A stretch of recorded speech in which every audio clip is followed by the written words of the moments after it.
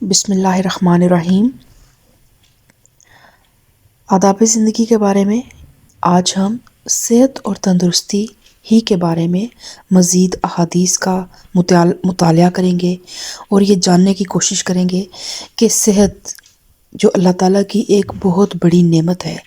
اس کو سنبھالنے کی، اس کی قدر کرنے کی اور اس کی حفاظت کرنے کی احادیث کے روح سے ہمیں کیا سبق ملتے ہیں کہ کس طرح ہم نے اس صحت کو سنبھال کر رکھنا ہے، کیونکہ صحت اللہ تعالیٰ کی عظیم نعمت بھی ہے اور عظیم امانت بھی ہے۔ تو ہمیں چاہیے کہ ہم نے صحت کی قدر کریں اور اس کی حفاظت میں کبھی لاپرواہی نہ برتیں، کیونکہ جب ایک بار صحت بگڑ جاتی ہے تو پھر اس کو دوبارہ اس کا حصول بہت مشکل ہو جاتا ہے۔ جس طرح ایک چھوٹی سی دیمک جو ہے وہ بڑے بڑے کتب خانوں کو چاٹ کر تباہ کر دیتی ہے، اسی طرح صحت کے معاملے میں بھی معمولی سی غفلت یا کوئی حقیر سی بیماری جو ہے وہ بعد میں ایک بہت بڑی بیماری کا پیش خیمہ بن سکتی ہے اور جو ہماری زندگی کو تباہ کر سکتی ہے۔ تو صحت کے تقاضوں سے غفلت برتنا اور اس کی حفاظت میں کوتاہی کرنا بے حسی بھی ہے اور اللہ تعالیٰ کی ناشکری بھی ہے۔ تو کوشش کریں کہ اپنے جسم پر برداشت سے زیادہ بوجھ نہ ڈالیں اور جسمانی قوتوں کو ضائع نہ کریں، اور جسمانی قوتوں کا یہ حق ہے کہ ان کی حفاظت کی جائے، کیونکہ یہ اللہ تعالیٰ کی امانت ہے۔ تو ان کو ضائع کرنا، ان کی ناقدری کرنا، یہ بھی ناشکری میں آتا ہے، اور اپنی جسمانی قوتوں کو پر ان کی برداشت کے مطابق ان سے کام لیا جائے اور ان پر ان کی برداشت کے مطابق ہی بوجھ ڈالا جائے۔ حضرت عائشہ رضی اللہ تعالیٰ عنہا فرماتی ہیں کہ نبی کریم صلی اللہ علیہ وآلہ وسلم کا ارشاد ہے، اتنا ہی عمل کرو جتنا کر سکنے کی تمہارے اندر طاقت ہو، اس لیے کہ خدا نہیں اکتاتا یہاں تک کہ تم خود ہی اکتا جاتے ہو۔ اور اس طرح حضرت ابو قیس فرماتے ہیں کہ وہ نبی کریم صلی اللہ علیہ وآلہ وسلم کی خدمت میں ایسے وقت میں حاضر ہوئے جب آپ صلی اللہ علیہ وآلہ وسلم خطبہ دے رہے تھے۔ حضرت قیس دھوپ میں کھڑے ہو گئے اور انتظار فرمانے لگے، تو نبی کریم صلی اللہ علیہ وآلہ وسلم نے ان کو حکم دیا کہ سائے میں آ جائیں،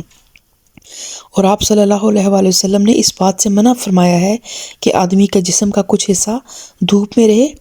اور کچھ سائے میں۔ اور آج کی تحقیقات جو سائنس کر رہی ہے، ان تمام تحقیقات سے یہ بات ثابت ہو رہی ہے کہ ہمارے دین نے، نبی کریم صلی اللہ علیہ وآلہ وسلم نے جو بھی ہمیں طب کے اصول بتائے، آج کی جدید سائنس ان تمام اصولوں کو تسلیم کرنے پر مجبور ہے۔ تو کبھی بھی کسی چھوٹی بات جیسے یہ دھوپ میں اور سائے میں بیک وقت نہ رہنا، یہ اگر آپ صلی اللہ علیہ وآلہ وسلم نے منع فرمایا ہے تو یقیناً اس میں بہت بڑی حکمت ہے۔ اس چیز پر آپ کا یقین ہونا چاہیے۔ اور زیادہ تر ہماری خواتین جو ہیں وہ جب شادیاں ہو جاتی ہیں، بچوں کی ذمہ داریوں میں آ جاتی ہیں، تو اکثر وہ پھر اپنا اس طرح سے خیال نہیں رکھتی۔ تو اور آج کے اس جدید دور میں جب کچھ سہل پسندی بھی ہمارے مزاج کا حصہ بن چکی ہے، تو اس تمام کی وجہ سے، ان تمام عادات کی وجہ سے، اس سہل پسندی کی وجہ سے، اور جو سہولیات آ گئی ہیں مختلف قسم کی، اس وجہ سے خواتین جو ہیں وہ بہت زیادہ بیماریوں کا شکار ہو رہی ہیں، اور جو ایک بہت بڑی بیماری ہم تمام خواتین میں بہت زیادہ رینڈم پائی جا رہی ہے، ہر دوسری عورت کو دیکھیں تو اس کے اندر یہ مسئلہ ہے کہ موٹاپے کا شکار ہو رہی ہے۔ تو اس کی وجہ بھی یہ تمام غفلتیں ہیں، سستیاں ہیں، سست رہنے کی عادت ہے۔ تو خواتین کو بھی چاہیے کہ وہ سخت کوشی اور محنت اور مشقت کی زندگی گزاریں، اور گھر کے کام کاج کو اپنے ہاتھوں سے کرنے میں فخر محسوس کریں، اس میں کوئی آر انہیں محسوس نہیں ہونی چاہیے۔ انہیں تو فخر کرنا چاہیے کہ اللہ تعالیٰ نے انہیں ایک گھر دیا ہے، ذمہ داری دی ہے، بچے دیے ہیں، ایک گھر کی ملکہ بنایا ہے، تو اپنے گھر کے کام اپنے ہاتھ سے بھی کرنے پڑیں تو اس میں کبھی اس چیز کو اپنے لیے آر نہ سمجھیں۔ چلنے پھرنے کی تکلیف برداشت کرنے کی عادت ڈالیں، آرام طلبی، سستی اور عیش کوشی سے پرہیز کرنی چاہیے، اور اولاد کو بھی شروع سے سخت کوش، جفاکش اور سخت جان بنانے کی کوشش کریں۔ گھر میں ملازم ہوں تب بھی اولاد کو بات بات میں ملازم کا سہارا لینے سے منع کریں، اور عادت ڈلوائیں کہ بچے اپنے کام خود اپنے ہاتھ سے کریں۔ یہاں تک دیکھا گیا کہ گھروں میں بچے ایک پانی کا گلاس تک ملازمین سے مانگتے ہیں۔ اس حد تک ہم نے اپنی آنے والی نسلوں کو کند کر دیا ہے، بالکل ان کو بلنٹ کر دیا ہے، ان کے ہاتھ پاؤں مفلوج کر دیے ہیں، اور ہم سمجھتے ہیں یہ ہماری محبت ہے۔ یہ ہماری محبت نہیں ہے، ہم ان کو آنے والی زندگی کے چیلنجز کا مقابلہ کرنے کے لیے تیار نہیں کرتے، اور جب یہی بچے پریکٹیکل لائف میں جاتے ہیں اور جب ان پر ذمہ داری پڑتی ہے تو پھر یہ بوکھلا جاتے ہیں، اور پھر آپ جو بھی نتائج نکلتے ہیں وہ آج کل کے سب والدین کے سامنے ہیں۔ ذمہ داری لینے سے بچے بہت گھبراتے ہیں، کیونکہ ہم نے شروع سے ان کے اوپر کوئی اس ٹائپ کی ذمہ داری ڈالی نہیں ہوتی۔ تو ہم صحابیہ خواتین جو تھیں وہ اپنے گھروں کے تمام کام اپنے ہاتھ سے کرتی تھیں، باورچی خانے کا کام خود کرتی تھیں، چکی پیستی، پانی بھر کر لاتی، کپڑے دھوتی، سینے پرونے کا کام کرتی اور محنت اور مشقت کی زندگی گزارتی، اور ضرورت پڑنے پر میدان جنگ میں زخمیوں کی مرہم پٹی کرنے اور پانی پلانے کا نظام بھی سنبھال لیتی تھیں۔ اور آج اگر ہماری کسی عورت کو یہ سب کام کرنے پڑیں، مطلب اسے باورچی خانے میں بھی کچھ کوکنگ کرنی پڑ جائے، کپڑے دھونے پڑ جائیں، یا کوئی سٹیچنگ وغیرہ کسی عورت کو اگر آتی ہو، تو ہم اس طرح کی عورتوں کو بیکورڈ سمجھتے ہیں۔ ہمارے لیے آج معیار کیا ہے کہ جو جتنی زیادہ ملازم اس کے آگے پیچھے پھرنے ہیں اور جو جتنی پھوہڑ ہے ہم اس کو اتنا ہی زیادہ آئیڈیلائز کرتے ہیں، اور ہمارے نزدیک وہ کوئی پرنسس ٹائپ ایک عورت ہوتی ہے۔ لیکن ہمارے دین میں جن عورتوں کو ہمارے لیے رول ماڈلز بنایا گیا ہے وہ ہماری امہات المومنین ہیں، حضرت فاطمہ رضی اللہ تعالیٰ عنہا ہے، جن کے ہاتھوں پہ چکی پیسنے کی وجہ سے چھالے پڑ گئے تھے، اور جب وہ اپنے والد کے پاس ایک گزارش لے کر گئیں کہ ایک خادم مجھے دے دیں گھر کے کام میں مدد کے لیے، تو نبی کریم صلی اللہ علیہ وآلہ وسلم نے ان کو تسبیحات فاطمہ کا اہتمام کرنے کا حکم دیا۔ وہ آپ دینے پہ قادر تھے، لیکن کیونکہ جو اس دنیا میں آرام کرتے ہیں ان کی اگلی زندگی میں اکثر آرام نہیں ہوتا، بلکہ اس کیے گئے آرام کا حساب کتاب انہیں پیش کرنا پڑتا ہے۔ تو اس دنیا میں صحابیات کی زندگی کو اپنے لیے مشعل راہ بنائیں، کیونکہ ان کی زندگی پہ عمل کرنے پہ، ان کے طریقے سے اپنی زندگی کو گزارنے سے انشاءاللہ تعالی ہماری صحت بھی اچھی رہے گی اور ہمارے اخلاق بھی صحت مند رہیں گے۔ اور اس طرح کی جو مائیں ہوتی ہیں جو گھروں میں ایکٹیولی اپنے رولز پلے کرتی ہیں، ان کے بچوں پر بھی اچھے اثرات پڑتے ہیں۔ اور اسلام کی نظر میں پسندیدہ بیوی وہی ہے جو گھر کے کام کاج میں مصروف رہتی ہو، اور جو شب و روز اس طرح اپنی گھریلو ذمہ داریوں میں لگی ہوئی ہو کہ اس کے چہرے بشرے سے محنت اور تھکان نمایاں رہے، اور باورچی خانے کی سیاہی اور دھوئیں کا ملجگا پن بھی ظاہر ہو رہا ہو۔ نبی کریم صلی اللہ علیہ وآلہ وسلم کا ارشاد ہے، میں اور ملجگے گالوں والی عورت قیامت کے دن اس طرح ہوں گے، اور آپ صلی اللہ علیہ وآلہ وسلم نے اپنی شہادت کی انگلی اور بیچ کی انگلی کو ملایا اور بتایا کہ اس طرح وہ عورت میرے ساتھ ہوگی۔ اور صبح اٹھ کے کچھ مارننگ واک کا ضرور اہتمام کرنا چاہیے، سونے اور جاگنے میں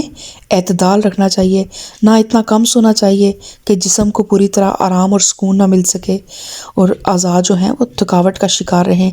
لیکن اتنا زیادہ بھی نہیں سونا چاہیے کہ اٹھنے کے بعد بھی سستی اور کاہلی آپ کے اوپر چھائی رہے۔ جسمانی قوت کے لحاظ سے ہلکی پھلکی ورزش یا چہل قدمی کا اہتمام ضرور کریں۔ نبی کریم صلی اللہ علیہ وآلہ وسلم باغ کی تفریح کو پسند فرماتے تھے اور کبھی کبھی خود بھی باغوں میں تشریف لے جاتے تھے۔ اور اس کے علاوہ کھانا کھانے کی جو ہے، ہم عورتیں کیونکہ گھر پر ہوتی ہیں اور ہم کچن میں ہمارا زیادہ ٹائم گزرتا ہے، تو اکثر ہم کچھ نہ کچھ کھانے پینے کی روٹین ہماری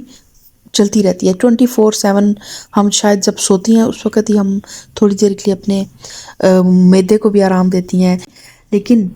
کھانا ہمیشہ وقت پر کھانا چاہیے اور پرخوری سے بچنے کی کوشش کریں۔ ہر وقت منہ چلاتے رہنے سے پرہیز کرنا چاہیے، اور جب بہت ایک پراپر بھوک لگے اس وقت ہی کھانا کھائیں، اور بھوک سے زیادہ ہرگز نہ کھائیں۔ نبی کریم صلی اللہ علیہ وآلہ وسلم کا ارشاد ہے کہ مومن ایک آنت سے کھاتا ہے اور کافر 7 آنتوں سے کھاتا ہے۔ اور ہماری صحت کا زیادہ تر دار و مدار جو ہے وہ ہمارے معدے کی صحت پر ہے، اور زیادہ کھانے سے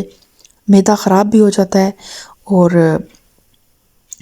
اس معدے کو بھی آرام کی ضرورت ہوتی ہے۔ اس کو بھی ایک میل کے بعد کم سے کم آپ 4 سے 5 گھنٹے کا گیپ دیں، تاکہ وہ جو پہلا کھانا ہے وہ اچھی طرح جسم میں شامل ہو جائے اور ڈائجسٹ ہو جائے۔ اس کے بعد دوبارہ کوئی پراپر میل لیں آپ۔ اور نبی کریم صلی اللہ علیہ وآلہ وسلم نے ایک تمثیل سے اس طرح بیان فرمایا ہے کہ معدہ بدن کے لیے ایک حوض کی مانند ہے، اور رگیں اس حوض سے سیراب ہونے والی ہیں۔ پس اگر معدہ صحیح اور تندرست ہے تو رگیں بھی صحت سے سیراب لوٹیں گی، اور اگر معدہ ہی خراب اور بیمار ہے تو رگیں بیماری چوس کر لوٹیں گی۔ تو کم کھانے کی ترغیب دیتے ہوئے نبی کریم صلی اللہ علیہ وآلہ وسلم نے یہ بھی فرمایا کہ ایک آدمی کا کھانا 2 آدمیوں کے لیے کافی ہے۔ تو آج ہماری کیا روٹین ہے؟ دن کو ہم ویسے ایز پر روٹین جو ہمارا 3 ٹائمز کا میل ہوتا ہے، مارننگ کا بریک فاسٹ، دن کو لنچ، رات کو ڈنر، اور اس کے بعد جو مڈ نائٹ کریونگ کے نام سے مڈ نائٹ ڈیلز اور مختلف قسم کے ہوم ڈیلیوریز ہم گھر کراتے ہیں، اور ہم 24 گھنٹے معدے کو ایک ورکنگ پوزیشن میں رکھتے ہیں۔ تو اس معدے نے پھر بیمار ہی ہونا ہے، اور اس نے ایک بیمار خون آپ کے جسم کو فراہم کرنا ہے، اور اس کے بعد پھر پورا جسم جو ہے وہ کسی نہ کسی بیماری کا شکار رہتا ہے۔ اور خواتین کو خصوصاً چاہیے کہ اپنے گھر میں صفائی کا بہت زیادہ اہتمام رکھیں، اپنی صفائی کے ساتھ، اپنی جسمانی صفائی کے ساتھ، بچوں کی صفائی کے ساتھ ساتھ اپنے گھر کی صفائی پر بھی توجہ دیں۔ کھانے پینے کی چیزوں کو ڈھانپ کر رکھیں اور انہیں گندا ہونے سے بچائیں۔ فریج میں جب کوئی چیز رکھیں تو اس کو اچھی طریقے سے کور کر کے رکھیں،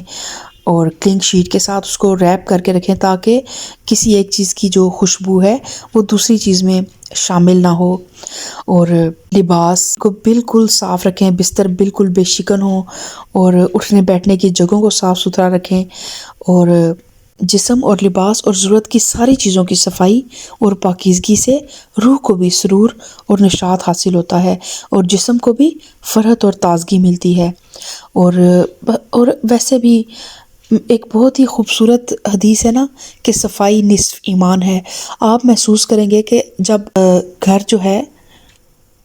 آپ کا اگر گندا ہو، چیزیں بکھری ہوئی ہوں، تو آپ کے ذہن بھی الجھا ہوا رہتا ہے، آپ کے مزاج میں بھی ایک چڑچڑا پن رہتا ہے، اور ایک عجیب سی بے چینی رہتی ہے۔ لیکن جیسے ہی آپ ایک پرترتیب گھر میں، ایک با ترتیب کمرے میں، یا صاف ستھرے گھر میں جب آپ انٹر ہوتے ہیں، تو آپ کے دل پہ، آپ کے سوچ پہ، آپ کے ذہن پہ ایک بہت خوشگوار اثر آتا ہے۔ تو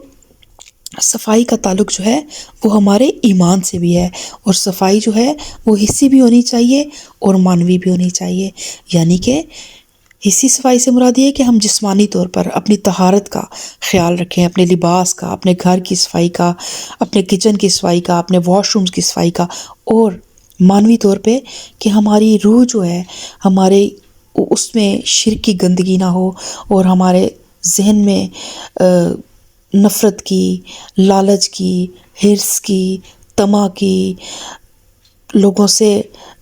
تکبر کی، اور اس طرح کی گندگیوں سے جب ہم پاک ہو جائیں گے تو پھر ہی صفائی کا ایک مکمل مفہوم ہم حاصل کر پائیں گے۔ تو اللہ تعالیٰ ہمیں ان تمام آداب پر عمل کرنے کی توفیق عطا فرمائے، تاکہ ہم اس صحت جیسی نعمت کی حفاظت کر سکیں، اور اس صحت کو ہم اللہ کے دین کے لیے، اللہ کے راستے میں خرچ کرنے کے لیے اس کی امانت سمجھ کر سنبھالیں اور اس کو خرچ کریں۔ آمین سو آمین۔ اللہم صلی علی محمد و علی آل محمد۔